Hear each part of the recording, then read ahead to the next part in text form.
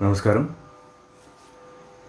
So in this video we'll be dealing with CET questions on the chapter Mechanical Properties of Solids from PUC first year syllabus. So actually we had to make a video on system of particles next. So we'll come back to system of particles later. So as far as mechanical properties of solids chapter is concerned, ಈಗ ಹೆಂಗೈತೆ ಅಂದ್ರೆ ಈ chapter small chapter ಐತೆ ಅಂತ ಹೇಳಿ neglect ಮಾಡೋಕ್ಕೆ ಬರೋಂಗಿಲ್ಲ. Actually we need to give more importance to this chapter.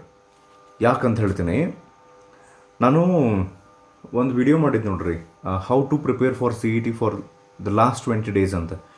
In that particular video ನಾನು ನಿಮ್ಗೆ PUC 2 ಅಂದರೆ ಕ್ಲಾಸ್ 12 ಚಾಪ್ಟರ್ಸ್ನೊಳಗೆ ಆನ್ ಆನ್ ಆ್ಯಾವರೇಜ್ ಕರ್ನಾಟಕ CETದೊಳಗೆ ಫ್ರಮ್ ಈಚ್ ಚಾಪ್ಟರ್ ಎಷ್ಟೆಷ್ಟು ಮಾರ್ಕ್ಸ್ ಬರ್ತಾವೆ ಅಂತ ಹೇಳಿ ಲಿಸ್ಟ್ ಬರೆಸಿದ್ದೆ. And also PUC first year ಸಿಲೆಬಸ್ನೊಳಗಿಂದ ಯಾವ್ಯಾವ ಚಾಪ್ಟರ್ನಾಗಿಂದ ಆನ್ ಆನ್ ಆ್ಯಾವರೇಜ್ ಎಷ್ಟು ಮಾರ್ಕ್ಸ್ ಬರ್ತಾವೆ. So majority of PUC first year ಚಾಪ್ಟರ್ಸ್ನೊಳಗೆ ಮ್ಯಾಕ್ಸಿಮಮ್ 1 or 2 ಕ್ವಶನ್ಸ್ ಬರ್ತಾವೆ. ಸೊ 15 ಕ್ವಶನ್ಸ್ನೊಳಗೆ. Just a minute. Okay, actually ನಾವು ವಿಡಿಯೋ ನೋಡೋ ಒಂದು ಸ್ವಲ್ಪ ಪಾಸ್ ಮಾಡೋಕ್ಕಾಗಿತ್ತು. So what I was saying, so PUC first year ಸಿಲೆಬಸ್ನೊಳಗೂ ಈಗ ಬರೋದ 15 ಕ್ವಶನ್ಸ್ ಬರ್ತಾವೆ. ಓಕೆ, ನಾನು ಹೇಳಿದ್ದಿಲ್ಲ ಆ ವಿಡಿಯೋದೊಳಗೆ ನಾನು ನಿಮಗೆ ಎಕ್ಸ್ಪ್ಲೇನ್ ಮಾಡಿ. ಸೊ PUC 2 ಸಿಲೆಬಸ್ನೊಳಗಿಂದ ಯಾವ ಚಾಪ್ಟರ್ನಾಗ ಎಷ್ಟು, ಫಸ್ಟ್ ಇಯರ್ನಾಗ ಎಷ್ಟು ನೋಡಿದ್ವಲ್ಲ. ಸೊ ಈಗ out of 60 questions in Karnataka CET physics, PUC first ಇಯರ್ನೊಳಗೆ ಬರೋದ 15 ಕ್ವಶನ್ಸ್ ಅಂದಾಗ ಆನ್ ಆನ್ ಆ್ಯಾವ್ರೇಜ್ ಈ ಚಾಪ್ಟರಿಂದ 1 ಮಾರ್ಕ್ ಬರ್ಬೇಕು. ಈಗ at the max 2 marks. So in that situation mechanical properties of solids ಚಾಪ್ಟರ್ನಿಂದ ಆಲ್ಮೋಸ್ಟ್ ಕನ್ಸಿಸ್ಟೆಂಟ್ ಆಗಿ 1 ಮಾರ್ಕ್ ಕ್ವಶನ್ ಕೇಳ್ಯಾರ. ಸೊ ಈಗ like some chapter like system of particles ಅಥವಾ laws of motion, work power energy, gravitation and even mechanical properties of fluids next ಏನು ಬರ್ತೈತಲ್ಲ ಆ ಚಾಪ್ಟರ್ನೊಳಗೆ ಅಲ್ಲಿಂದನೂ 1 ಮಾರ್ಕ್ ಬರ್ತೈತಿ. ಮೆಕ್ಯಾನಿಕಲ್ ಪ್ರಾಪರ್ಟೀಸ್ ಆಫ್ ಸಾಲಿಡ್ಸ್ನೊಳಗಿಂದನೂ 1 ಮಾರ್ಕ್ ಬರುತ್ತಂದ್ರೆ, ಸೊ ಇದು ಈಸಿ ಚಾಪ್ಟರ್ ಅಲ್ಲ, ಆ 1 ಮಾರ್ಕ್ ನಾವು ಈಸಿಲಿ ಆಪ್ಟೈನ್ ಮಾಡ್ಕೋಬೋದಿಲ್ಲ. ಓಕೆ, ಸೊ ಆ ಕಾರಣದಿಂದ ಈ ಚಾಪ್ಟರ್ ಇಂಪಾರ್ಟೆಂಟ್ ಆಗ್ತೈತಿ. And in this particular video ಈ ಚಾಪ್ಟರ್ ಮೇಲೆ ವೆರೈಟಿ ಆಫ್ ಕ್ವಶನ್ಸ್ ಜಾಸ್ತಿ ಬರಂಗನೇ ಇಲ್ಲ. ಸೊ ಅದರೊಳಗೆ ನಾವು ನಾನು ಒಂದು 15 ಕ್ವಶನ್ ಸಾಲ್ವ್ ಮಾಡ್ತೀನಿ, 15 ಪ್ಲಸ್ ಅದ್ರ ಜೋಡಿ ಈ ಚಾಪ್ಟರ್ದು ಥಿಯರಿ ರಿವಿಷನ್ ನಿಮಗೆ ಮಾಡಿಸ್ತೀನಂತ. ಅಂದರೆ ಇಫ್ ಎಟ್ ಆಲ್ ಈ 15 ಕ್ವಶನ್ಸ್ ಬಿಟ್ಟು ಎಕ್ಸ್ಟ್ರಾ ಬೇರೆ ಯಾವ್ದಾರು ಕ್ವಶನ್ಸ್ ಬಂದ್ರೂ ಅದನ್ನು ಟ್ಯಾಕಲ್ ಮಾಡೋಕ್ಕಾಗಿರ್ಬೇಕು. ಆ್ಯಂಡ್ ಇನ್ನೊಂದು ನೀವೇನು ಮಾಡ್ಬೋದು, ಈ ವಿಡಿಯೋ ನೋಡಿದ ಮೇಲೆ ಬೇಕಾದ್ರೆ you can go back to the theory part of this chapter and just go through ಯಾವುದಾದ್ರು ಒಂದು ಬುಕ್ನೊಳಗೆ ಒಂದು ಸರ್ತಿ. So that will make sure that you will get that 1 mark. Okay, so ಈಗ ನಾವು ಈ ಚಾಪ್ಟರ್ದು ಸ್ವಲ್ಪ ಥಿಯರಿದಿಂದ ಸ್ಟಾರ್ಟ್ ಮಾಡಿ ಮತ್ತು ನಡು ಕ್ವಶನ್ಸಿಗೆ ಬಂದು ಮತ್ತು ಅವಶ್ಯಕತೆ ಬಿದ್ದಾಗ ಥಿಯರಿಗೆ ವಾಪಸ್ ಹೋಗಿ ಡಿಸ್ಕಷನ್ ಮಾಡ್ಕೊಂಡು ತೊಗೊಂಡಂತ until we finish with the 15 questions. Okay, will start ನಾವು. ಸೊ ಮೇನ್ಲಿ ಈ ಚಾಪ್ಟರ್ನೊಳಗೆ ಫಸ್ಟ್ ಟಾಪಿಕ್ ನಾವು ಡಿಸ್ಕಸ್ ಮಾಡ್ಬೇಕಾಗ್ತೈತಿ ಥಿಯರಿದೊಳಗೆ. Or mainly the chapter is focused on a concept called as elasticity. So different materials have different properties, and particularly when it comes to solids, they have a peculiar property called as elasticity. Even liquids also have, but in this particular chapter we'll be focusing on elasticity as far as solids are concerned. So what do you mean by elasticity? Andra, for a solid substance, elasticity is that property which allows that solid to come back to its original shape, size, whenever the deforming forces are removed. ಅಂದರೆ ಈಗ ಒಂದು object for example ಈ ರೀತಿ ಇದ್ರ ಮೇಲೆ ನಾವು force ಹಾಕಿ ಇದನ್ನು stretch ಮಾಡಿದ್ವಿ ಅಂತ ತಿಳ್ಕೊರಿ. ಸ್ಟ್ರೆಚ್ ಮಾಡಿ we actually tried to change its length, area or sometimes volume, something like that. Force ಹಾಕಿ ಇದ್ರ ಶೇಪು ಅಥವಾ either we are trying to change the length or shape or volume.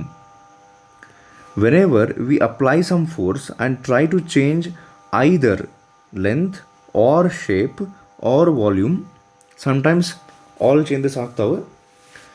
ಅವಾಗ in this particular solid substance, if it has the property of elasticity, which most of the solids have, but to different extent, ಎಲ್ಲ material ಒಳಗೆ same amount of elasticity ಇರೋಂಗಿಲ್ಲ. So elasticity ಅಂದ್ರೆ ಏನು ಅಂದರೆ, ಯಾವಾಗ ನಾವು ಒಂದು particular force F which is referred to as the deforming force. Why this force is referred to as deforming force? Because it is trying to deform the body. ಅದ್ರದ್ದೊಂದು particular ಒಂದು ಏನು form ಇರ್ತೈತಲ್ಲ ಅದನ್ನು ಚೇಂಜ್ ಮಾಡೋಕ್ಕೆ try ಮಾಡಾಗುತ್ತೆ. It is trying to deform. So this force F now is called as deforming force because it is trying to either change the length of the substance, shape or volume. Then if the body has elasticity, so then there will be a force in opposite direction which is trying to restore the original length or shape or volume. And this is possible only if the solid substance has a property called as elasticity, and that force which is trying to restore the original length, shape or volume of the body is called as restoring force. And obviously this restoring force will be directly proportional to the we can say applied force or deforming force. And there is something called as elastic limit, after which the body will not be able to get back to its shape. And all these properties, elasticity or it might be elastic limit, all these things depend on the material. This particular property, elasticity, changes from material to material. We can say that some properties are elastic in nature and some we can say are almost perfectly elastic, and there are substances which do not have elasticity or do not have elasticity to such an extent we can consider them as elastic, or else we can say the elasticity is too less. ಅಂದ್ರೆ ಯಾವಾಗ elastic property ಭಾಳ ಕಡಿಮೆ ಇರ್ತೈತಲ್ಲ ಅವಾಗ ನಾವು ಅದಕ್ಕೆ that substance is referred to as plastic substance. So all the solids do have elasticity but to different extents. According to that we can classify them as elastic bodies and plastic bodies. So ಇದು ಆಮೇಲೆ ಇಲ್ಲಿ ನಾನೊಂದು deforming force restoring force ಬಗ್ಗೆ ಏನು ಹೇಳಿದ್ನಲ್ಲ, ಈಗ like ಒಂದು particular object ಇನ್ನೊಂದು ಎಕ್ಸಾಂಪಲ್ ನಾ ಹಿಂಗೆ ತೊಗೊತೀನಿ ಈಗ. So let us say we are trying to compress this body by applying a force F, and we are applying that force on this particular area that you can see of that block. ಈ block ಮೇಲೆ ಈ particular ಏರಿಯಾನ ಇಲ್ಲೇನು mark ಮಾಡಿದ್ನಲ್ಲ ಈ ಏರಿಯಾದ ಮೇಲೆ ನಾವು force ಹಾಕಾಕತ್ತೀವಿ. ಈಗ ಅವಾಗ ನಾವೇನು ಅಪ್ಲೈ ಮಾಡ್ತೀವಲ್ಲ force, that force divided by this area is called as pressure. Pressure is equals to deforming force or we can say applied force divided by area. So at the same time we know that if the body has the property of elasticity, it will have another force which is called as restoring force, which tries to get back the body to its original length, shape or volume, and that force is called as restoring force. And when we divide that restoring force divided by area, like here we divided applied force by area so that we get something called as pressure. Now if you divide restoring force divided by area, you will get a physical quantity known as stress. And this stress is not like the normal kind of stress, the word stress which is used in local language or real life. This is different.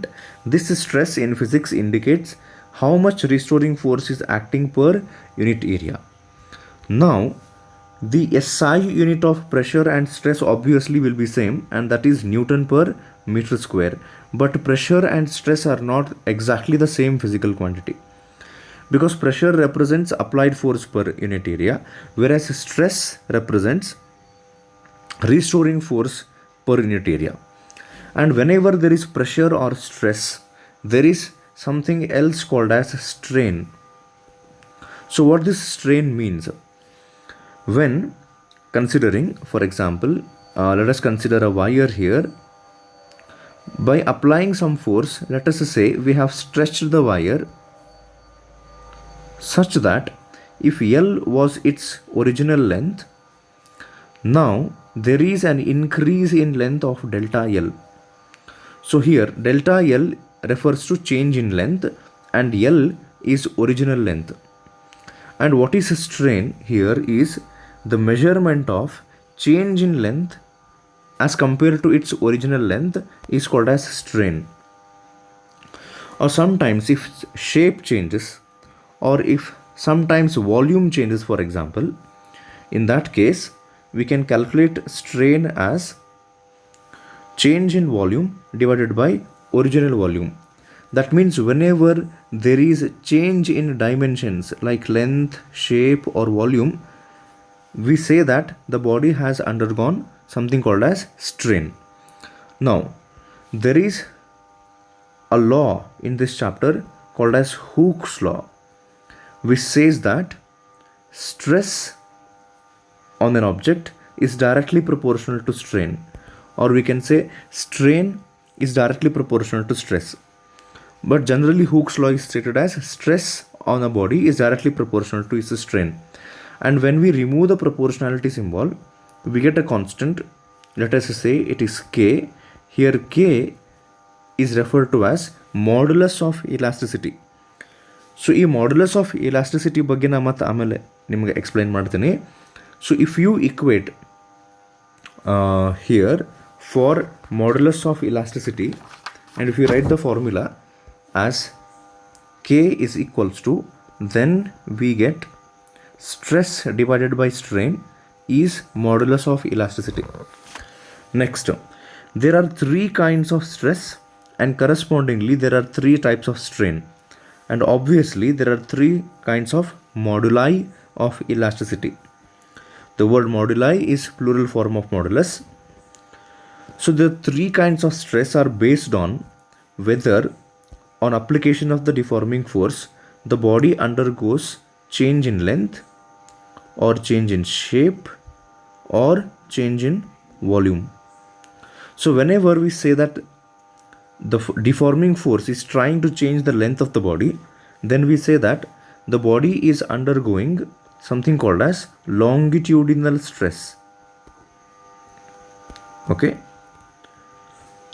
and we know that stress formula is restoring force per unit area. So the formula to calculate longitudinal stress will also be force divided by area. And whenever the deforming force is trying to change the shape of the body, then we say that the stress developed there is called as tangential stress, or shearing stress sometimes it's called as tangential stress. So longitudinal stress ಅಂತ ನಾವು ಯಾವಾಗ ಅಂತೀವಲ್ಲ, ಯಾವುದು longitudinal, not tangential. When there is longitudinal stress, we apply the force perpendicular to the area. ಈ ಏರಿಯಾಕ್ಕೆ perpendicular ಆಗಿ force ಹಾಕಿದರೆ ಅವಾಗ longitudinal stress ಬರ್ತದೆ. ಅದ ಸೇಮ್ ಏರಿಯಾಕ್ಕೆ ನಾವು ಫೋರ್ಸನ್ನು instead of applying perpendicular, if you apply it like this parallel, like ಒಂದು ಸಿಂಪಲ್ ಎಕ್ಸಾಂಪಲ್, ಈ ರೀತಿ ನೀವು ಒಂದು ಬುಕ್ ಇಟ್ಟು ಇಲ್ಲೇ ಆ ಬುಕ್ ಮೇಲೆ ಹಿಂಗೆ ಮೇಲೆ ಇಲ್ಲೇ ಕೈ ಇಟ್ಟು ಇದನ್ನು ಪ್ಯಾರಲಲ್ ಆಗಿ ಅದನ್ನು ಪುಷ್ ಮಾಡೋಕ್ಕೆ ಟ್ರೈ ಮಾಡ್ಬೋದು.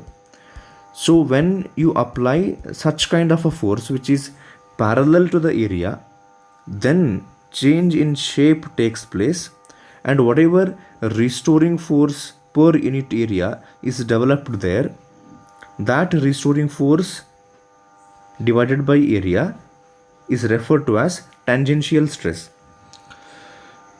And whenever the deforming force tries to change the volume, if for example ಇದೊಂದು ಸ್ಪಾಂಜ್ ಬಾಲ್ ಅಂತ ಅನ್ಕೋರಿ which is immersed in water. So when it is immersed in water, definitely the sponge starts to experience force from all the sides, because the water particles try to push the sponge backwards because of a force called as buoyant force, which we will be learning in the next chapter, mechanical properties of fluids. So ಈಗ ಈ ರೀತಿ from all sides ನಾವು ಯಾವಾಗ deforming force ಹಾಕಿ we try to change the volume delta V, if V is the total initial volume of the sponge ball and now it has got reduced to this small sponge, that means there is a change of volume of delta V. Now the force, this restoring force here divided by area of the sponge ball, or we can say whatever stress now this sponge ball is experiencing, this is referred to as volume stress, or in general it is referred to as hydraulic stress. So why it is called as hydraulic stress? The word hydra here comes from water. ಈಗ ನಾನು ಏನು ಹಾಕಿ try ಮಾಡಾಕತ್ತೀನಿ, ನಾವು applied force ಹಾಕ್ತೀವಿ, ಅವಾಗಲ್ಲೇ restoring force ಬರ್ತೈತೆ. ಆ applied force ಲೆಂತನ್ನು change ಮಾಡೋಕ್ಕೆ try ಮಾಡಿದಾಗ ಅವಾಗ ಬರುವಂಥ restoring force divide by area, that is called as longitudinal stress. The stress that is developed when we try to change the shape of the body is called as tangential stress, and the stress which is developed when we try to change the volume of the body, entire volume of the body, that particular stress is called as hydraulic stress. Why the word hydraulic is used is whenever you immerse any object in water, the water tries to apply force from all the sides, and water tries to change the volume of the body and not the length or shape. So ಅದಕ್ಕೆ water ಎಲ್ಲ ಕಡೆಯಿಂದ force ಹಾಕಿ ವಾಲ್ಯೂಮನ್ನು change ಮಾಡೋಕ್ಕೆ ಪ್ರಯತ್ನ ಮಾಡ್ತದಲ್ಲ, ಅದಕ್ಕೆ the stress which is involved in change in volume is referred to as hydraulic stress. And correspondingly there are three strains called as longitudinal strain, tangential strain, or sometimes it is referred to as shearing strain, and volume strain, or which we can also call as bulk strain. Shearing strain is corresponding to change in shape, bulk strain corresponds to change in volume, and longitudinal strain corresponds to change in length. ಈಗ similarly ಮೂರು kind of modulus of elasticity ಬರ್ತಾವೆ. ಆಗಲೇ ಹೇಳಿದ್ನಲ್ಲ, proportionality symbol ತೆಗೆದಾಗ according to Hooke's law. Now if you take longitudinal stress and divide it by longitudinal strain, then you will get a modulus of elasticity which is called as Young's modulus, which is named after a scientist, Young's modulus. Similarly, if you replace longitudinal quantities with those related to shape, like tangential stress divided by shearing strain, then you will get shear modulus, Young's modulus. Instead of that, shear modulus ಅಂತ ಕರೀತಾರೆ. Next volume stress ಅಥವಾ hydraulic stress divided by volume strain ನೀವು ತಗೊಂಡ್ರೆ, that is replaced by, instead of Young's modulus, then we get bulk modulus. So what exactly we mean by Young's modulus? ಅಂದ್ರೆ ಈ longitudinal stress divided by longitudinal strain ಅಂದ್ರೆ Young's modulus ಅಂದ್ರೆ exactly ಏನು ಅಂತ ಅನ್ನೋದನ್ನು next ಇಲ್ಲಿ question ಬರ್ತಾವಲ್ಲ ಅವಾಗ ಎಕ್ಸ್ಪ್ಲೇನ್ ಮಾಡ್ತೀನಿ ಅಂತ. ನೆಕ್ಸ್ಟ್ ಇದಾದಮೇಲೆ ಥಿಯರಿ ಪಾರ್ಟ್ನೊಳಗೆ you can see graph called as stress versus strain graph. Okay, so ಅವಾಗಲ್ಲೇ ಗ್ರಾಫ್ ಈ ರೀತಿ ಹಿಂಗೆ ಚೇಂಜಸ್ ಹಾಕೊಂತ ಹೋಗ್ತೈತಿ, ಬೇರೆ ಬೇರೆ ಪಾಯಿಂಟ್ಸ್ ಬರ್ತಾವೆ, ABCD ಅಂಥೇಳಿ, elastic limit, yield point, then fracture point, ultimate strength ಅಂತ ಬರ್ತಾವೆ. ಅಂದರೆ ಒಂದು ಆಬ್ಜೆಕ್ಟನ್ನು ನಾವು ಫಾರ್ ಎಕ್ಸಾಂಪಲ್ ವಯರ್ ತೊಗೊಂಡು ಈ ವಯರ್ ಮೇಲೆ ನಾವು ಡಿಫಾರ್ಮಿಂಗ್ ಫೋರ್ಸ್ ಹಾಕಿ, if you are trying to stretch that wire, as you go on increasing the stress on the wire, strain on the wire, that is change in length of the wire, also goes on increasing. When you plot a graph of that stress which develops in this wire versus the strain that is getting developed, you will get a graph. So ಈ ಗ್ರಾಫ್ನೊಳಗೆ initially stress and strain directly proportional ಇರ್ತಾವೆ. So point ಎಗೆ directly proportional relation ಅಥವಾ Hooke's ಲಾ stop ಆಗ್ತೈತೆ. Next ಇನ್ನೂ ನೀವು ಹಂಗೆ deforming ಫೋರ್ಸನ್ನು increase ಮಾಡ್ಕೊತ ಹೋದ್ರಿ. If you gone increasing deforming force, more stress will be developed, more strain will be developed up till a point called as point B, where it is called as yield point or elastic limit. ಇದಾದಮೇಲೆ after you cross point B, if you remove the stress applied, the wire will not go back to its original length. It will lose its elasticity after crossing point B. Similarly ಹಿಂಗೆ changes ಹಾಕೊಂತ ಹೋಗ್ತಾವೆ. Ultimate strength ಅಂತ ಒಂದು ಬರ್ತೈತಿ. It is that point where if you apply a little bit more stress, the wire might snatch or it might get cut.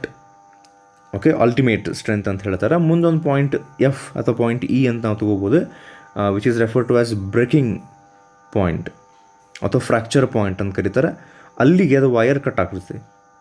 So ಇದನ್ನು ಬೇಕಾದ್ರೆ ನೀವು theory ಪಾರ್ಟ್ನೊಳಗೆ ಆ ಗ್ರಾಫನ್ನು ಇನ್ನೊಂದು ಸರ್ತಿ ನೋಡ್ಕೊರಿ. ಸ್ವಲ್ಪ ಅದ್ರ ಬಗ್ಗೆ ನಾನು ಎಕ್ಸ್ಪ್ಲೇನ್ ಮಾಡೀನಿ. ಇದಾದಮೇಲೆ ಈ ಚಾಪ್ಟರ್ನೊಳಗೆ actually Young's modulus, bulk modulus and shear modulus ಬಗ್ಗೆನ ಎಕ್ಸ್ಪ್ಲನೇಷನ್ ಬರುತ್ತೆ. Will look at that later ಅವು ಕ್ವಶನ್ಸ್ ಬಂದಾಗ. ಸೊ ಹೋಪ್ಫುಲಿ ಒಂದು ಮಟ್ಟಿಗೆ ಇದು ಅರ್ಥ ಆಗೈತಿ ಅಂತ ನಾನು ಅಂದ್ಕೊಂಡಿನಿ ಥಿಯರಿ ಪಾರ್ಟ್. ಸೊ ಹಂಗಾರೆ ಫಸ್ಟ್ ಕ್ವಶನ್ ಕಡೆ ಹೋಗೋಕ್ಕೆ ಟ್ರೈ ಮಾಡೋಣ. ಓಕೆ, ಈಗ ಥಿಯರಿ ಪಾರ್ಟ್ನ ಸ್ವಲ್ಪ ಎಕ್ಸ್ಪ್ಲೇನ್ ಮಾಡೀನಿ, ಬಟ್ ಸ್ಟಿಲ್ ಅವಶ್ಯಕತೆ ಬಿದ್ದರೆ ಮತ್ತೆ ಎಕ್ಸ್ಪ್ಲೇನ್ ಮಾಡ್ತೀನಂತೆ. First question, steel is preferred for making springs over copper. Why? Is it because steel is cheaper? Is it because Young's model of steel is more than that of copper? Or option C or option D ಅಂತ ಕೇಳ್ಯಾರ.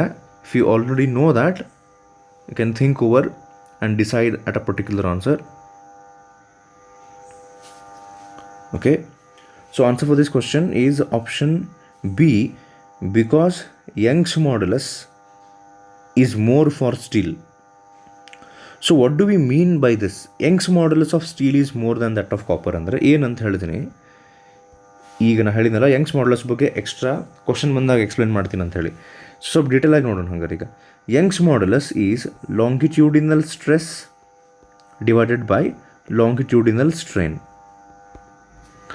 And we know that stress is given by the formula force or a restoring force divided by area. And strain is change in length divided by original length. So according to this formula, ನಾನು Young's ಮಾಡ್ಯುಲಸ್ದು importance ಹೇಳಾಗತ್ತೆ ನಿಮಗೆ. What we actually mean by Young's modulus, what Young's modulus of a material means. Like ಈಗ ಸ್ಟೀಲದ್ದು Young's modulus ಇಷ್ಟು ಅಥವಾ ಕಾಪರದ್ದು Young's modulus ಇಷ್ಟು ಅಂತ ನಿಮಗೆ value ಏನಾರ ಹೇಳಿದರೆ ವಾಟ್ ದಟ್ ಮೀನ್ಸ್ ಅಂತ. So according to this formula it's very clear that Young's modulus is directly proportional to stress and Young's modulus is inversely proportional to strain. ಹೌದಾ ಈ ಫಾರ್ಮುಲಾದಿಂದ. So and particularly Young's modulus is inversely proportional to strain ಅಂತಂದಾಗ using this we can understand what exactly Young's modulus means. So Young's modulus is inversely proportional to strain means higher the value of Young's modulus, less is the strain developed in that wire. So ಈಗ ನಿಮಗೆ spring ತಯಾರು ಮಾಡಬೇಕಾಗೈತಿ ಅಂದ್ರೆ which kind of a material will you choose which undergoes more strain or less strain. ಈಗ more strain ಹಾಕೊಂತ ಹೋಗ್ಬಿಡ್ತಂದ್ರೆ there is a chance that the spring might get cut. So ಆ ಸ್ಪ್ರಿಂಗ್ನೊಳಗೆ ಜನರಲಿ ಸ್ಪ್ರಿಂಗ್ನೊಳಗೆ when it is stretched or compressed we would like that spring to store some potential energy which is used in different applications. So hangidaga we need a material which has less strain, which undergoes less change in length or change in shape or change in volume. If you want less strain, that means the material that you are choosing for manufacturing of that spring should have higher Young's modulus. Because according to the formula, Young's modulus is inversely proportional to strain. That means we can conclude that higher the value of Young's modulus, more rigid the body is. That means the body does not succumb to change in length or shape or volume.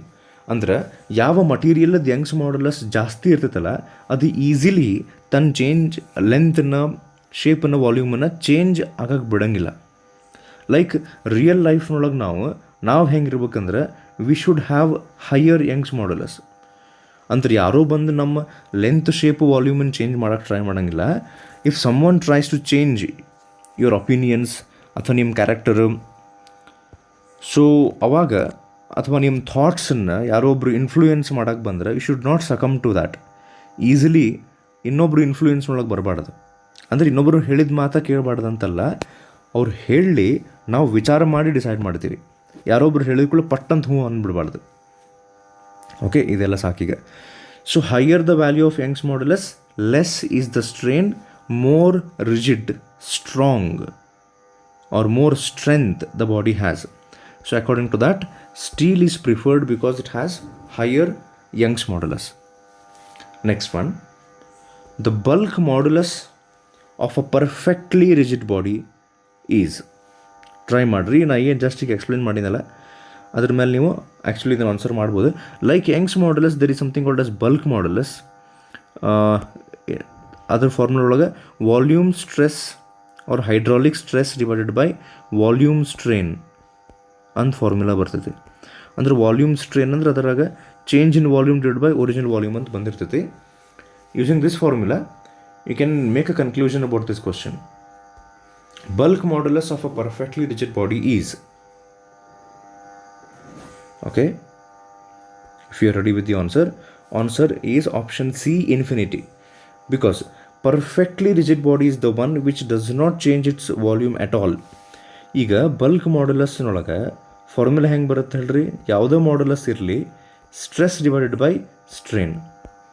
For a perfectly rigid body there is no change in volume. That means strain is zero. ವಾಲ್ಯೂಮ change ಆಗಲಿಲ್ಲ ಅಂದ್ರೆ strain zero ಆತ. So ಈಗ like ನೀವು calculate ಮಾಡಿದ್ರಿ, bulk modulus is equals to stress divided by, as it is a perfectly rigid body, strain is 0 andre obviously stress divided by 0 will lead to a value of infinity. Similarly ಇದೇ type of ಇನ್ನೊಂದು question ಐತಿ, Young's modulus, shear modulus ಎಲ್ಲದರಾಗೂ ಹಂಗೆ ಬರ್ತೈತಿ. ಈಗ the Young's modulus of a perfectly rigid body is also infinity. Okay, next question. A wire can sustain a weight of 100 kg before it breaks. The wire is cut into 2 equal parts. Each part can hold weight up to ಅಂತ question ಕೇಳ್ಯಾರ. ಅವ್ರು ಏನಂದಾರ, ಇಲ್ಲೊಂದು wire ಐತಂತ. So ಈ ವೈರಿಗೆ ನೀವು 100 kg ಒಂದು ಹಿಂಗೇನೋ hook ಹಾಕಿ, okay, ಇಲ್ಲ ಅಂದರೆ ನಡೀತೈತಿ, simple ಮಾಡಿಬಿಡೋಣ. So ಇಲ್ಲೊಂದು ಬ್ಲಾಕ್ಗೆ ನಾವು ಅಥವಾ ಆ ವೈರಿಗೆ ಒಂದು ಬ್ಲಾಕನ್ನು ನಾವು ಸಸ್ಪೆಂಡ್ ಮಾಡಿವಿ. ಸೊ ಈ block until the block is ಅಥವಾ up to the block has a mass of 100 kg, the wire can sustain that weight. 100 kgಕ್ಕಿಂತ ಎಕ್ಸ್ಟ್ರಾ ಆದರೆ ವೈರ್ ಬ್ರೇಕ್ ಆಗಿಬಿಡ್ತದೆ ಅಂತ.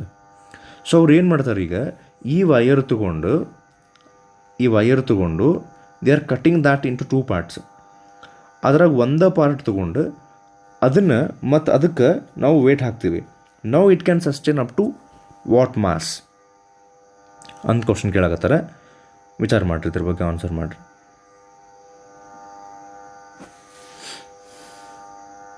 Okay, answer is option A, 100 kg. It can still, because ಅದು ಎಷ್ಟು ಸ್ಟ್ರೆಸ್ಸನ್ನು ತಡ್ಕೊತೈತಿ ಅಂತ ಅನ್ನೋದು ಅದರದ್ದು ಲೆಂತ್ ಮೇಲೆ ಡಿಪೆಂಡ್ ಆಗಂಗಿಲ್ಲ. ಅದರ ಮಟೀರಿಯಲ್ ಮೇಲೆ, ಅದರದ್ದು ರೇಡಿಯಸ್, ಅದರದ್ದು ರಿಜಿಡಿಟಿ ಮೇಲೆ, ಮಟೀರಿಯಲ್ ಮೇಲೆ ಡಿಪೆಂಡ್ ಆಗ್ತೈತಿ. Even though it is cut into 2 parts, radius ಅಂತೂ ಚೇಂಜ್ ಆಗಿಲ್ಲ, ಅದರದ್ದು ಲೆಂತ್ ಕಡಿಮೆ ಆಗೈತಿ, ಮಟೀರಿಯಲ್ ಸೇಮ್ ಇದ್ದಾಗ ಅದರದ್ದು sustenance capacity will be same. So ಅದಕ್ಕೆ ಅದರ ಹಾಫ್ ಕಟ್ ಮಾಡಿದ್ರೂ ಅದು 100 kgನ ಸಸ್ಟೈನ್ ಮಾಡ್ತೈತಿ. Next one, next question, when a load of 5 kg is hung on a wire then extension of 3 metre takes place, then the work done will be ಅಂತ ಕೇಳ್ಯಾರ. ಏನಂತ, ಒಂದು ವಯರ್ ಐತಿಲ್ಲೇ, ಓಕೆ. ಸೊ ಈ ವಯರ್ ಎಷ್ಟು length ಐತೆ ಆ ವಯರ್ದವ್ರು ಕೊಟ್ಟಿಲ್ಲ. ಸೊ ಈ ವಯರಿಗೆ ಅವ್ರು ಏನು ಮಾಡ್ತಾರಂತ 5 kg ಇರುವಂಥ ಲೋಡನ್ನು ಹ್ಯಾಂಗ್ ಮಾಡ್ಯಾರ. ಎಷ್ಟು? 5 kg. ಅವಾಗ ಈ ವಯರ್ ಹಿಂಗೆ ಸ್ಟ್ರೆಚ್ ಹಾಕೊಂತ ಹೋಗ್ತೈತಂತೆ. ಎಷ್ಟು? Up to 3 metre. ಸೊ ಈಗ ಇಲ್ಲಿ ನಾವು ಒಂದು ವೇಟ್ ಹಾಕಿದ್ವಿ ನೋಡ್ರಿ, ವೇಟ್ ಅಂದರೆ ಫೋರ್ಸ್ ಹಾಕಿದ್ವಿ. ಈ ಫೋರ್ಸ್ ಹಾಕೋದ್ರಿಂದ 3 ಮೀಟರ್ನಷ್ಟು ಎಕ್ಸ್ಟೆನ್ಷನ್ ಆಯ್ತು ಈ ವಯರ್ದು. They are asking how much work was done here ಅಂತ. ಸೊ ಇದಕ್ಕೊಂದು ಪರ್ಟಿಕ್ಯುಲರ್ ಫಾರ್ಮುಲಾ ಬರ್ತೈತಿ. ಆ ಫಾರ್ಮುಲಾ ಗೊತ್ತಿದ್ರೆ ಇದನ್ನು ಸಾಲ್ವ್ ಮಾಡ್ಬೋದು. ನಮಗೆ ಗೊತ್ತು work done is equals to force into displacement. ಇಲ್ಲಿ ನಾವು ಡಿಸ್ಪ್ಲೇಸ್ಮೆಂಟ್ ಅನ್ನೋಕ್ಕೆ ಬರೋಂಗಿಲ್ಲ, ಇದ್ರ ಬದಲಿ ಎಕ್ಸ್ಟೆನ್ಷನ್ ಅಂದ್ರೆ ಏನು ರೀ, ಅದು ವಯರ್ ಎಕ್ಸ್ಟೆಂಡ್ ಆತಲ್ಲ, ಈಗ ಎಕ್ಸ್ಟ್ರಾ ಡಿಸ್ಪ್ಲೇಸ್ಮೆಂಟ್ ಆಯ್ತು ನೋಡ್ರಿ 3 metre. So instead of displacement I will write it as extension. But the formula for work done here is not force into extension, it is half into force into extension. ಇದೊಂದು ಹೊಸ formula ಇದು. ಅಂದರೆ normal ಏನು work done is equals to force into displacement ಅಂತೀವಲ್ಲ, ಅದಕ್ಕೆ ಹಿಂದೆ half ಒಂದು multiply ಮಾಡಿದ್ರೆ ಸಾಕು. ಸೊ ಇದನ್ನು ಫಾರ್ಮುಲಾ ಹಚ್ಚಿ ಸಾಲ್ವ್ ಮಾಡಿರಿ. ಇದನ್ನು ವೆರಿ ಈಸಿಲಿ ಸಾಲ್ವ್ ಮಾಡ್ಬೋದು. ಓಕೆ, ವಿಡಿಯೋ ಪಾಸ್ ಮಾಡಿ ನೀವು ಸಾಲ್ವ್ ಮಾಡ್ತೀರಂತ ಅಂದ್ಕೊಂಡಿನ. Okay, answer is option A 75 joule. Okay, next question. The breaking stress of a wire depends upon. The breaking stress of a wire depends on ಏನು? ಈಗ just ನಾವು discuss ಮಾಡಿದ್ವಲ್ಲ, particular in question number 4 ಅದಕ್ಕೆ ಸಂಬಂಧಪಟ್ಟಿದ್ದ ಈಗಿದು. So answer is it depends on the material of the wire mainly. Okay, next one. Breaking stress ಅಂದ್ರೆ ultimate strength ಅಂತ ಆಗಲೇ ಹೇಳಿದ್ದು ನೋಡ್ರಿ ನಾನು, ಆ ಗ್ರಾಫಿಕ್ ಸಂಬಂಧಪಟ್ಟಿದ್ದು. Okay, next one. A wire suspended vertically from one of its ends is stretched by attaching a weight of 200 Newton. ಆಮೇಲೆ ಅಂದಂಗೆ will come back to this question. ಇದು when the load of 5 kg ಅಂತಿತ್ತಲ್ಲ, ಇದು question ಆಗಲೇ ನೀವಲ್ಲೇ work done is equals to half into force into extension ಹಚ್ಚಿದ್ರಲ್ಲ, ಅಲ್ಲೇ half ಅಂತೂ ಹಾಕ್ತೀರ. ನೆಕ್ಸ್ಟ್ ಎಕ್ಸ್ಟೆನ್ಷನ್ ಎಷ್ಟೈತೆ ಹೇಳ್ರಿ, ಇಲ್ಲೇ 3 ಮೀಟ್ರ್ ಕೊಟ್ಟಾರ. ಫೋರ್ಸ್ ಜಗದಾಗ ಏನು ಹಾಕ್ಬೇಕು ಗೊತ್ತಾ, ನಾವು ವೇಟ್ ಹಾಕ್ಬೇಕಲ್ಲೇ. ಇದು ಮಾಸ್ ಕೊಟ್ಟಾರ ಅವ್ರು 5 kg. ಆ ವಯರ್ ಮೇಲೆ ಹಿಂಗೆ ಬ್ಲಾಕ್ ಹಾಕಿರ್ತಾರಲ್ಲಿ ಕೆಳಗೆ, ಆ ಬ್ಲಾಕದ್ದು weight that acts as force here. So weight ಹಾಕ್ಬೇಕಂದ್ರೆ ವೇಟದ ಫಾರ್ಮುಲಾ ಏನು, mg. ದಟ್ ಮೀನ್ಸ್ ನೀವು ಇಲ್ಲಿ ಕ್ಯಾಲ್ಕುಲೇಷನ್ ಒಳಗೆ ಮಾಸನ್ನು 5 kg, ಎಕ್ಸಲರೇಷನ್ ಡ್ಯೂ ಟು ಗ್ರಾವಿಟಿನ ಅಪ್ರಾಕ್ಸಿಮೇಟ್ಲಿ 10 ಅಂತ ತೊಗೋಬೇಕು. ಸೊ ಅವಾಗಿದ್ದು 5 5 25 25 3 75 joule ಆನ್ಸರ್ ಆಗ್ತದೆ. ಅಂದ್ರೆ ಇಲ್ಲೇ ಫೋರ್ಸ್ ಡೈರೆಕ್ಟ್ಲಿ ಅವ್ರು ಕೊಟ್ಟಿದ್ದಿಲ್ಲ, ವೇಟ್ ತೊಗೊಂಡು ನಾವು ಅದರಾಗ mg ಹಾಕಿ ಸಾಲ್ವ್ ಮಾಡಬೇಕಾಗಿತ್ತು. ಸೊ ಇದನ್ನು ಯಾಕೆ ನಾ ಈಗ ಹೇಳಿದೆ ಅಂದ್ರೆ, ಇನ್ question number 7 which is also based on the same formula, directly they have given us force value. So but in this question they are asking you how much elastic energy is stored. So elastic energy stored is the same as work done. Whatever amount of work we actually do, that gets stored as elastic energy in the wire. So the weight stretches the wire by 1 millimeter, then elastic energy stored in the wire is ಅಂತ ಕೇಳಾರ. So ಆ formula ಹಚ್ಚಿ try ಮಾಡ್ರಿ ಇದನ್ನ.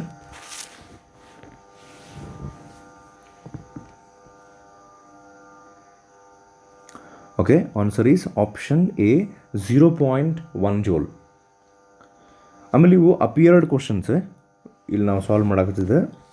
Next, write copper, steel, glass and rubber in order of increasing coefficient of elasticity.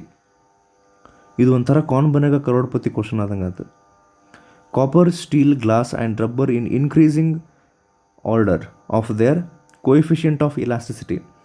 ಅಂದರೆ starting from less elastic to higher elastic, the material which has the highest elastic property. Starting from the least to highest in increasing order ನೀವು arrange ಮಾಡ್ಬೇಕು ಇದನ್ನೀಗ. Which is the correct option ಅಂತ ಕೇಳ್ಯಾರ. Okay, answer is option D. So ಇಲ್ಲಿ ಸ್ವಲ್ಪ confusion ಆಗಬಹುದು. ನಿಮ್ಗೆ ಅನಿಸ್ಬೋದು rubber ಎಲ್ಲಕ್ಕಿಂತ ಜಾಸ್ತಿ ಇಲಾಸ್ಟಿಕ್ ಸರ್ ಅಂಥೇಳಿ. ಆ್ಯಕ್ಚುಲಿ ಇವ್ರು ಕೊಟ್ಟಿದ್ರೊಳಗೆ rubber is least elastic, then comes glass, then copper and steel. Steel ನೆನ್ಪಿಟ್ಕೊಂಡ್ಬಿಡ್ರಿ, ಸ್ಟೀಲಿಗೆ ಹೈಯೆಸ್ಟ್ ಇಲಾಸ್ಟಿಸಿಟಿ ಐತಿ. ಜನರಲಿ ಕ್ವಶನ್ಸ್ ಏನು ಕೇಳ್ತಾರಲ್ಲ ಸಿ ಇ ಟಿ ಒಳಗೆ, ಸ್ಟೀಲಿಗೆ ಕಂಪ್ಯಾರಿಸನ್ ಮಾಡಿ ಬೇರೆ ಯಾವುದು ಮಟೀರಿಯಲ್ ಕೊಟ್ಟರು ಸ್ಟೀಲಿಗೆನ ಹೈಯೆಸ್ಟ್ ಇಲಾಸ್ಟಿಸಿಟಿ ಇರುವಂಥ ಎಕ್ಸಾಂಪಲ್ಸ ಇರ್ತಾವೆ. ಸ್ಟೀಲ್ ಹ್ಯಾಸ್ ದ ಹೈಯೆಸ್ಟ್ ಆ ಟೈಪ್. ಸೊ ಯಾಕೆ ಹಿಂಗೆ ರಬ್ಬರಿಗೆ ಯಾಕೆ ಕಡಿಮೆ ಐತಿ ಇಲಾಸ್ಟಿಸಿಟಿ, ಸ್ಟೀಲಿಗೆ ಯಾಕೆ ಜಾಸ್ತಿ? ಸರ್ ನಾವು ರಬ್ಬರ್ ಯೂಸ್ ಮಾಡೀವಿ, ಪರ್ಟಿಕ್ಯುಲರ್ ರಬ್ಬರ್ ಬ್ಯಾಂಡ್ ಯೂಸ್ ಮಾಡೀವಿ, ಅದಕ್ಕೆ ಸ್ವಲ್ಪ ಜಾಸ್ತಿ ಇಲಾಸ್ಟಿಸಿಟಿ ಇರ್ತೈತಿ. ಈ ಆ್ಯಕ್ಚುಲಿ ಇಲಾಸ್ಟಿಸಿಟಿ ಹೆಂಗೆ ಮೆಜರ್ ಮಾಡ್ತಾರಂದ್ರೆ, ನೀವು ಆ ಆಬ್ಜೆಕ್ಟ್ ಮೇಲೆ ಫೋರ್ಸ್ ಹಾಕಿದ ಕೂಡಲೇ ಅದರೊಳಗೆ ಚೇಂಜ್ ಇನ್ ಲೆಂತ್ ಆಗ್ಬೇಕು. ಆ ಫೋರ್ಸ್ ಹಾಕಿದ್ದನ್ನು ನೀವು ತೆಗೆದುಬಿಟ್ರಿ ಅಂದರೆ ವಾಪಸ್ ಅದು object original size, shape, length, volume ವಾಪಸ್ ಬರ್ಬೇಕು. ಅವಾಗ ನಾವು ಹೇಳ್ತೀವಿ ಆ ಆಬ್ಜೆಕ್ಟಿಗೆ ಇಲಾಸ್ಟಿಸಿಟಿ ಐತೆ ಅಂಥೇಳಿ. ಸೊ ಹಂಗಾರೆ ಮತ್ತು ರಬ್ಬರಿಗೆ ಇಲಾಸ್ಟಿಸಿಟಿ ಐತಲ್ಲ. ಸೊ ಅದು ಆ್ಯಕ್ಚುಲಿ ಹೆಂಗಂದ್ರೆ, ಇಲಾಸ್ಟಿಸಿಟಿ ಅಂತಂದ್ರೆ ಅದು ಶೇಪ್ ಚೇಂಜ್ ಆಗಿ ನಾವು ಹಾಕಿದ ಫೋರ್ಸ್ ತೆಗೆದ ಮೇಲೆ ವಾಪಸ್ ಒರಿಜಿನಲ್ ಶೇಪಿಗೆ ಬರೋದಷ್ಟೇ ಇಲಾಸ್ಟಿಸಿಟಿ ಅಲ್ಲ. ಇಲಾಸ್ಟಿಸಿಟಿ ಒಳಗೆ ಇನ್ನೊಂದು ಏನು ಕನ್ಸಿಡರ್ ಮಾಡ್ತಾರಂದ್ರೆ, ಈ ಒಂದು ಆಬ್ಜೆಕ್ಟ್ ಮೇಲೆ ನಾವು ಫೋರ್ಸ್ ಹಾಕಿದ್ವಿ, ಅವಾಗ ಅದು ಆಬ್ಜೆಕ್ಟು ತನ್ನ ಶೇಪನ್ನು ಅಥವಾ ಲೆಂತನ್ನು ಅಥವಾ ವಾಲ್ಯೂಮನ್ನು ಚೇಂಜೇ ಮಾಡ್ಕೊಳ್ಳಿಲ್ಲ. The material is not ready to change its length, shape or volume initially, even if you are applying very large amount of force. ಆಮೇಲೆ ಭಯಂಕರ ಫೋರ್ಸ್ ಹಾಕಿದ ಮೇಲೆ ಸ್ವಲ್ಪ ಚೇಂಜ್ ಆಗ್ತದೆ, ಆದರೆ ಆ ಫೋರ್ಸ್ ತೆಗೆದ್ಮೇಲೆ ಮತ್ತೆ ವಾಪಸ್ ಒರಿಜಿನಲ್ ಶೇಪಿಗೆ ಬಂತು. ಸೊ ಈಗ ಲೈಕ್ ನೀವು ರಬ್ಬರ್ಗೆ ಸ್ಟೀಲಿಗೆ ಕಂಪ್ಯಾರಿಸನ್ ಮಾಡಿದರೆ, ರಬ್ಬರ್ ಸ್ವಲ್ಪ ಫೋರ್ಸ್ ಹಾಕಿದ ಕೂಡಲೇ ಅದರೊಳಗೆ ಚೇಂಜ್ ಇನ್ ಲೆಂತ್ ಆಗಿಬಿಡ್ತೈತಿ, ವಾಪಸ್ ಒರಿಜಿನಲ್ ಶೇಪಿಗೆ ಬರುತ್ತೆ. ಬಟ್ ಇಲಾಸ್ಟಿಸಿಟಿ ಒಳಗೆ ಅದಷ್ಟೇ ಕೌಂಟ್ ಆಗಂಗಿಲ್ಲ.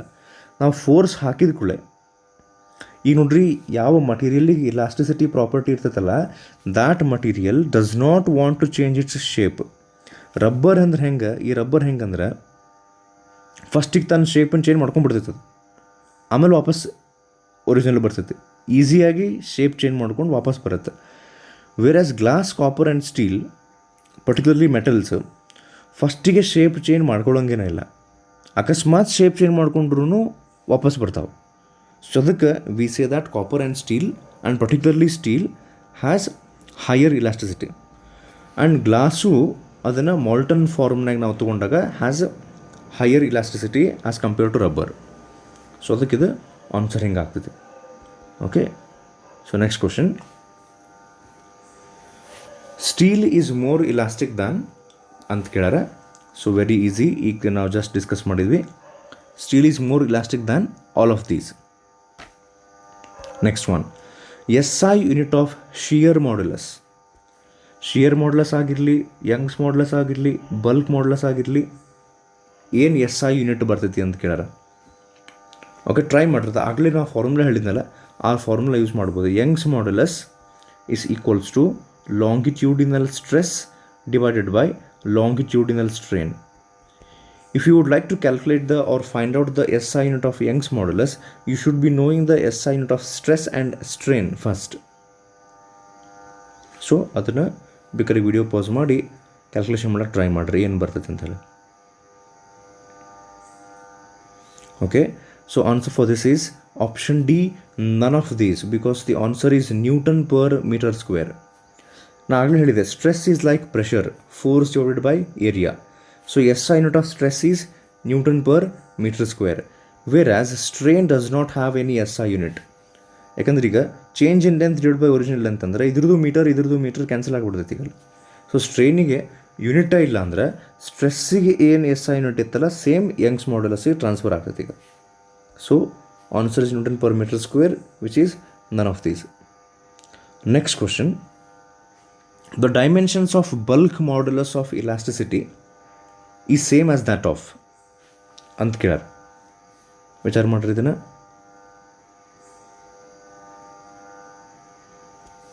ಆನ್ಸರ್ ಇದಕ್ಕೆ ಆಪ್ಷನ್ ಬಿ ಪ್ರೆಷರ್. ಯಾಕಂದ್ರೆ ಪ್ರೆಷರದ್ದು newton per metre square. And Young's modulus ಆಗಿರಲಿ, ಬಲ್ಕ್ ಮಾಡ್ಯುಲಸ್ ಆಗಿರಲಿ, ಶಿಯರ್ ಮಾಡ್ಯುಲಸ್ಸಿಗೆ ಸಮ್ಟೈಮ್ಸ್ ಥೀಟಾ ರೆಪ್ರೆಸೆಂಟ್ ಮಾಡ್ತಾರೆ. ಓಕೆ, ಸೊ ಯಾವುದೋ ಆಗಿರಲಿ ಪ್ರೆಷರ್ ಅದಕ್ಕೆ ಮತ್ತು ಯಾವುದರ ಮಾಡ್ಯುಲಸ್ ಆಫ್ ಇಲಾಸ್ಟಿಸಿಟಿ ಇರಲಿ ಎಲ್ಲದಕ್ಕೂ newton per metre square S I unit. But they are not the same physical quantities. Okay, so ಈಗ 11 ಕ್ವಶನ್ಸ್ ಆದವು. ಇನ್ನೂ 4 ಕ್ವಶನ್ ಬರ್ತಾವೀಗ. ಸೊ ಓಕೆ, ನೆಕ್ಸ್ಟ್ ಕ್ವಶನ್ ಇದು okay. How much force is required to produce an increase of 0.2% in the length of a brass wire? ಇದು first ನಾವು ಒಂದು kind of numerical kind of question ಮಾಡಾಕತ್ತೀವಿ ಈ chapter ಮೇಲೆಗೆ. 0.2% in the length of a brass wire of diameter 0.6 millimetre. ಈ question ನೋಡಿದ ಕೂಡಲೇ ಇದಾಗಂಗಿಲ್ಲ ತಗೋ ಅಂತ ಅನ್ಕೊಳಕ್ಕೆ ಹೋಗ್ಬೇಡ್ರಿ. ಯಂಗ್ಸ್ ಮಾಡ್ಯುಲಸ್ ಬೇಸ್ಡ್ ಕ್ವಶನ್ ಇದು. ಅದು ಫಾರ್ಮುಲಾ ಕರೆಕ್ಟ್ ನೀವು ಅಪ್ಲೈ ಮಾಡಿದರೆ ವೆರಿ ಈಸಿಲಿ ಕ್ಯಾಲ್ಕುಲೇಷನ್ ಮಾಡ್ಬೋದು. Young's modulus for brass is ಅಂತ ಹೇಳಿ ಅದರ ವ್ಯಾಲ್ಯೂ ಕೊಟ್ಟಾರೆ. ಆ್ಯಂಡ್ ಅಪ್ರಾಕ್ಸಿಮೇಟ್ ಆನ್ಸರ್ ಅವ್ರು ಕೇಳಾಕತ್ತಾರೆ ನಿಮಗೆಲ್ಲ. ಆಪ್ಷನ್ಸ್ನ ನೋಡಿದರೆ ನಿಯರ್ಲಿ ಈ ಟೈಪ್ ಎಲ್ಲ ಆಪ್ಷನ್ಸ್ ಅದಾವೆ. ಸೊ ಇದಕ್ಕೆ ಈಗ ಹಿಂಟ್ ನೀವು ಸಾಲ್ವ್ ಮಾಡಬೇಕು ಅಂದ್ರೆ ಒಂದು second.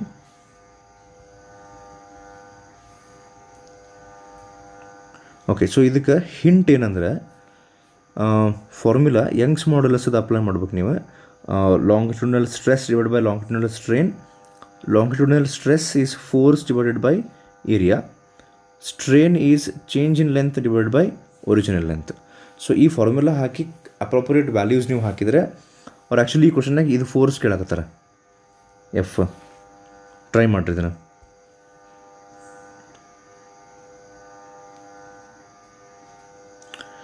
Okay, if you have solved it correctly the answer is option B nearly 51 newton. So ಹೆಂಗೆ ಅಂತಿಲ್ಲ ಎಕ್ಸ್ಪ್ಲೇನ್ ಮಾಡ್ತೀನಿ ಕೇಳ್ರಿ ಈಗ. ಸೊ ಯಂಗ್ಸ್ ಮಾಡ್ಯುಲಸ್ ಫಾರ್ಮುಲಾ ಇದು ನಮ್ಮ ಕಡೆ force divided by area divided by ಇದು ಫೋರ್ಸ್ ಡಿವೈಡ್ ಬೈ ಏರಿಯಾ ಅಂದರೆ ಸ್ಟ್ರೆಸ್ ಆಗ್ತಿದೆ, divided by strain change in length divide by original length. So ಇದನ್ನು ನಾವು ಹಿಂಗೆ denominator goes to numerator type ಈ ಟೈಪ್ ಮಾಡಿ ಈ ಫಾರ್ಮ್ಯಾಟ್ನೊಳಗೆ ಬರಿಬೋದು. ಸೊ ಈಗ ಏನೇನು ವ್ಯಾಲ್ಯೂಸ್ ಅದಾವೆ ನಮ್ಮ ಕಡೆ ಈಗ. ಯಂಗ್ಸ್ ಮಾಡ್ಯುಲಸ್ ಎಷ್ಟು ಕೊಟ್ಟಾರ್ರಿ? 0.9 × 10⁻11 Young's modulus. Okay, that is equals to ಇದಿಷ್ಟು ಫಾರ್ಮುಲಾ ಆತ. ಇಲ್ಲಿ ವ್ಯಾಲ್ಯೂಸ್ ಹಾಕೊಂಡು ತೊಗೊಳಂತ. ವ್ಯಾಲ್ಯೂಸ್ ಅನ್ನೋಕ್ಕೇನೋ ಫೋರ್ಸ್ ನಮ್ಗೆ ಗೊತ್ತಿಲ್ಲ, ಫೋರ್ಸ್ ಕ್ಯಾಲ್ಕುಲೇಟ್ ಮಾಡಂತ ಹೇಳ್ಯಾರ. ಒರಿಜಿನಲ್ ಲೆಂತ್ ಏನು ಮಾಡ್ಬೇಕು ಈಗ? ಅವ್ರು ಕೊಟ್ಟಾರ ಲೆಂತ್ ಎಷ್ಟು ಇನ್ಕ್ರೀಸ್ ಆಗೈತೆ ಅಂತ 0.2%. 0.2% ಲೆಸ್ ಲೆಂತ್ ಇನ್ಕ್ರೀಸ್ ಆಗೈತೆ ಅಂದ್ರೆ when ever we talk about percentage, the percentage is always for 100. ಈಗ ಫಾರ್ ಎಕ್ಸಾಂಪಲ್ 100 ಮೀಟರ್ ಲೆಂತ್ ಇತ್ತಂದ್ರೆ 0.2% ಇನ್ಕ್ರೀಸ್ ಆದಂಗೆ ಈಗ. ಸೊ ನಾವು ಆ ರೇಷಿಯೋ ಮೇಂಟೈನ್ ಮಾಡಿ ಈಗ ಏನು ಮಾಡೋಣ ಅಂದ್ರೆ ಈ ಫಾರ್ಮುಲಾದಾಗ ಹಿಂಗೆ ಬರುತ್ತೆ ನೋಡ್ರಿ, ΔL/L ಅಂಥೇಳಿ. So what I will do, ΔL ನೋಡೋ ಚೇಂಜ್ ಇನ್ ಲೆಂತ್ ಜಗದಾಗ 0.2 ಬರ್ಕೊಂಡು ಒರಿಜಿನಲ್ ಲೆಂತನ್ನು 100 ಅಂತ ತೊಗೊಂಡ್ಬಿಡ್ತೀನಿ. ಬಿಕಾಸ್ ಪರ್ಸಂಟೇಜ್ ಯಾವಾಗಲೂ 100ಗೆ ಇರ್ತೈತೆ. ಅಂತ 100 ಮೀಟರ್ ಆ ವೈರದ ಲೆಂತ್ ಇದ್ದರೆ 0.2 ಮೀಟರ್ನಷ್ಟು ಚೇಂಜ್ ಇನ್ ಲೆಂತ್. ಸೊ ಈ ವ್ಯಾಲ್ಯೂಸನ್ನು ನಾವು ಡೈರೆಕ್ಟ್ಲಿ ಇಲ್ಲೇ ಯೂಸ್ ಮಾಡ್ಕೋಬೋದು. ಇಂಟು 100 ಕೆಳಗೆ ಚೇಂಜ್ ಇನ್ ಲೆಂತ್ ಇರುತ್ತಲ್ಲ ΔL, ಆ ಜಾಗದಾಗ ನಾವು ಬರಿತೀನಿ 0.2. Or also you can write it as 2 × 10⁻1. And coming to area, ಈಗ ವೈರ್ ಕಟ್ ಮಾಡಿದಾಗ ಕ್ರಾಸ್ ಸೆಕ್ಷನ್ ಏರಿಯಾ ಅದು ಸರ್ಕ್ಯುಲಾರ್ ಇರ್ತೈತೆ. ಸೊ ಸರ್ಕ್ಯುಲಾರ್ ಏರಿಯಾ ಅಂದರೆ ಅಲ್ಲಿ ಅಪ್ಲೈ ಮಾಡೋಕೆ ನಾವು ಫಾರ್ಮುಲಾ πr². ಸೊ ಏರಿಯಾ ಜಾಗದಾಗ ನಾ ಇಲ್ಲೇ I will take it as 3.142 approximately 3 multiplied by radius square. ಅವ್ರ ಡಯಾಮೀಟ್ರ್ ಕೊಟ್ಟಾರ ಸಮ್ವೇರ್ 6 ಮಿಲಿಮೀಟರ್ ಏನೋ ಕೊಟ್ಟಾರ ನೋಡ್ರಿ. ಸೊ ಅದ್ರ ಹಾಫ್ ಅಂದ್ರೆ 3 ಮಿಲಿಮೀಟ್ರ್ ಆಯ್ತು. ಸೊ ಆ 3 ಮಿಲಿಮೀಟ್ರನ್ನ ಸ್ಕ್ವೇರ್ ನಾವು ಮಾಡಿದರೆ ನಾನು ಹೇಳೋದು ಅರ್ಥ ಆಗುತ್ತೆ ನಿಮಗೆ. ಸೊ ಅದನ್ನು ನಾವು ಸ್ಕ್ವೇರ್ ಮಾಡಿದರೆ ಇಲ್ಲಿ ಜಾಗ ಇಲ್ಲ. ಸೊ ಅದನ್ನು ಸ್ಕ್ವೇರ್ ಮಾಡಿ ನೀವು ಮುಂದೆ ಕ್ಯಾಲ್ಕುಲೇಷನ್ ಮಾಡಿ ಇಂಟರ್ನೇಷನ್ 9 ಮಾಡಿ ಆ ಫರ್ದರ್ ಕ್ಯಾಲ್ಕುಲೇಷನ್ಸ್ ನೀವು ಕರೆಕ್ಟ್ ಮಾಡಿದರೆ ಸಮ್ವೇರ್ ಅರೌಂಡ್ 53-54 ನ್ಯೂಟನ್ ಹಿಂಗೆ ಬರ್ತದೆ ಆನ್ಸರ್. ಅದು ನಾವು ಮಾಡಿದ ಕ್ಯಾಲ್ಕುಲೇಷನ್ಸ್ ಪ್ರಕಾರ. ಸೊ ಆನ್ಸರ್ ನಿಯರ್ಲಿ 51 ಬಿಕಾಸ್ ಅದ್ರ ಹತ್ತಿರ ಮತ್ತು ಬೇರೆ ಯಾವ values ಇಲ್ಲಲ್ಲೇ.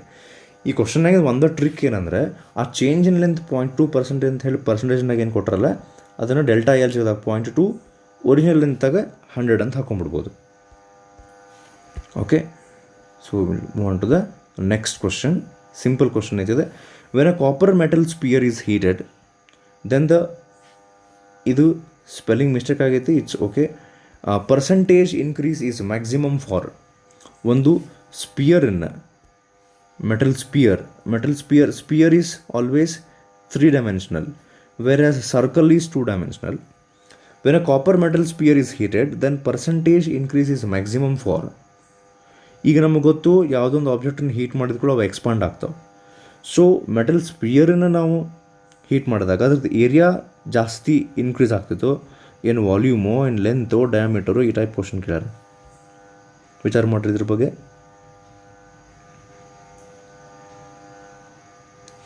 Okay, so answer is, as it is a 3-dimensional object, volume suffers maximum increase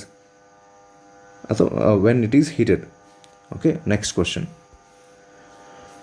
Work done in deforming a body is given by, ಆಗಲೇ ಒಂದು ಫಾರ್ಮುಲಾ ಐತೆ ನೋಡ್ರಿ ಹೊಸದಂತ ಹೇಳಿದ್ನಲ್ಲ, work done is equals to half into force applied multiplied by extension.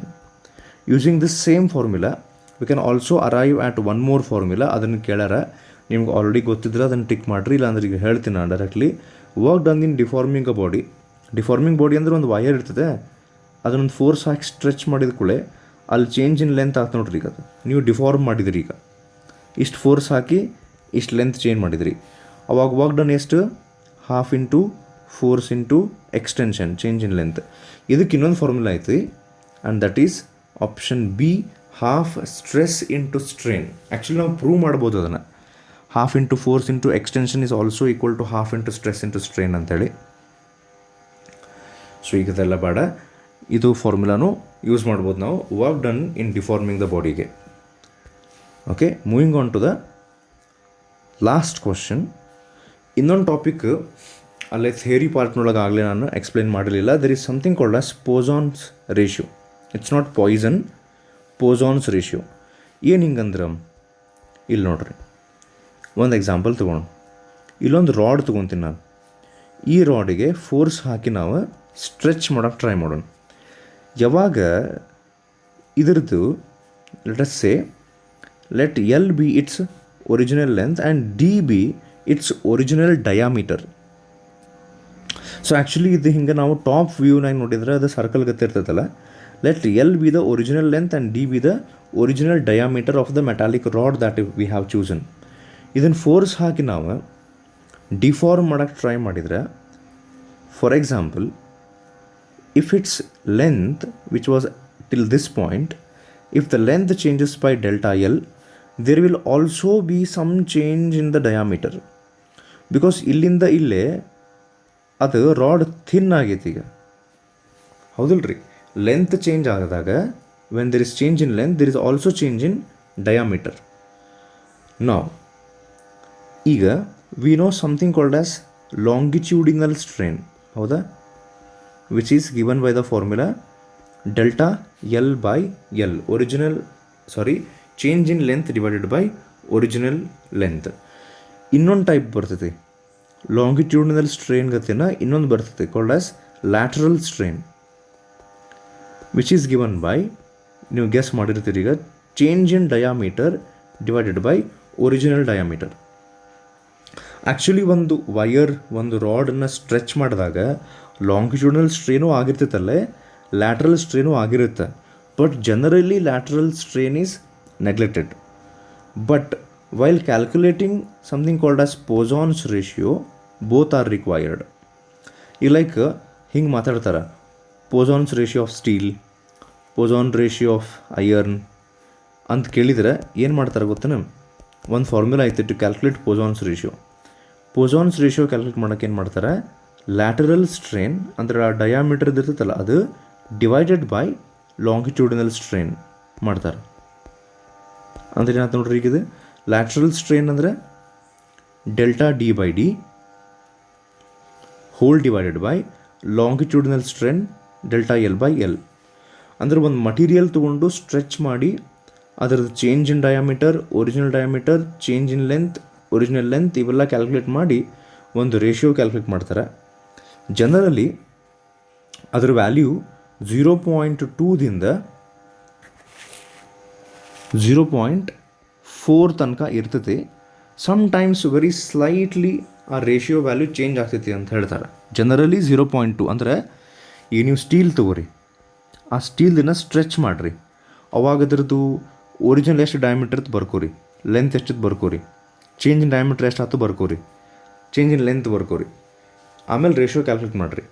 That ratio generally it lies between 0.2 to 0.4. Sometimes slight variations like 0.1 ತನಕ ಹೋಗ್ಬೋದು ಅಥವಾ 0.5 at the max changes. So Poisson ratio is nothing but the ratio of lateral strain of a material divided by longitudinal strain. So based on this we have a question here, simple question. Poisson's ratio cannot have the value antale. Quite obviously the answer is option B, 0.7. Okay, ಈಗ ಹೇಳಿದ್ನಲ್ಲ ratio based. So ಇಲ್ಲಿಗೆ mechanical properties of solids ಒಳಗಿಂದ ಒಂದಿಷ್ಟು variety questions ನಾವು ಮುಗಿಸಿದ್ವಿ. And theory, most importantly theory ನಾನು almost the entire chapter explain ಮಾಡೀನಿ. So ಇದು ಯೂಸ್ ಆಗ್ತದೆ ಡೆಫಿನೆಟ್ಲಿ. ಇನ್ನೊಂದು ಸರ್ತಿ ಬೇಕಾದ್ರೆ ನೀವು ಥೇರಿ ಒಂದು ಸರ್ತಿ ನೋಡ್ಕೊರಿ. ಇನ್ನೊಂದು 2-3 ವೆರೈಟಿ ನಿಮಗೆ ಏನಾರು ಯಾವ್ದಾದ್ರು ಟೆಕ್ಸ್ಟ್ ಬುಕ್ನೊಳಗೆ ಸಾಲ್ವ್ ಮಾಡ್ಬೇಕು ಅನ್ನಿಸ್ತಂದ್ರೆ I think this is enough. And in the next video mechanical properties of fluids ಮಾಡೋಣಂತ. ಬಟ್ ಫ್ಲೂಯಿಡ್ಸ್ ಹೆಂಗೆ ಚಾಪ್ಟರ್ ಐತಲ್ಲ, ಇಟ್ಸ್ ಅ ಬಿಗ್ ಚಾಪ್ಟರ್. ಇರಲಿ, ಅದರಾಗಿಂದು ನಾ ಎಲ್ಲ almost more than 90% of theory ಇನ್ನೊಂದು ಸರ್ತಿ ಎಕ್ಸ್ಪ್ಲೇನ್ ಮಾಡ್ತೀನಿ. Starting from pressure at a depth of a liquid, Pascal's law, Bernoulli's principle, Archimedes principle, something called as viscosity, surface tension, capillarity, ಇವೆಲ್ಲ ಬರ್ತಾವೆ ಅದರೊಳಗೆ. ಓಕೆ, ಇವಿಷ್ಟು ಕಾನ್ಸೆಪ್ಟನ್ನು ನೆಕ್ಸ್ಟ್ ವೀಡಿಯೋದೊಳಗೆ ಡೆಫಿನೆಟ್ಲಿ ಆ ಥಿಯರಿನ complete ಡೀಟೇಲಾಗಿ ನಿಮ್ಗೆ ವಾಪಸ್ ನೆನಪಾಗುವಂಗೆ ಎಕ್ಸ್ಪ್ಲೇನ್ ಮಾಡ್ತೀನಂತೆ. ಸೊ ಹೋಪ್ಫುಲಿ ಈ 15 ಕ್ವಶನ್ಸ್ ನಿಮ್ಗೆ ಹೆಲ್ಪ್ಫುಲ್ ಆಗ್ಯಾವ. ಸೊ ಎಷ್ಟು ಸಾಧ್ಯಾಗ್ತದಷ್ಟು ರಿಲ್ಯಾಕ್ಸ್ ಆಗಿ ಟೆನ್ಷನ್ ಇಲ್ಲಾರ್ದೆ ಪ್ರಿಪ್ರೇಷನ್ ಮಾಡ್ಕೊತ ಹೋಗ್ರಿ. Okay, so will meet in the next video. Thank you and ನಮಸ್ಕಾರ.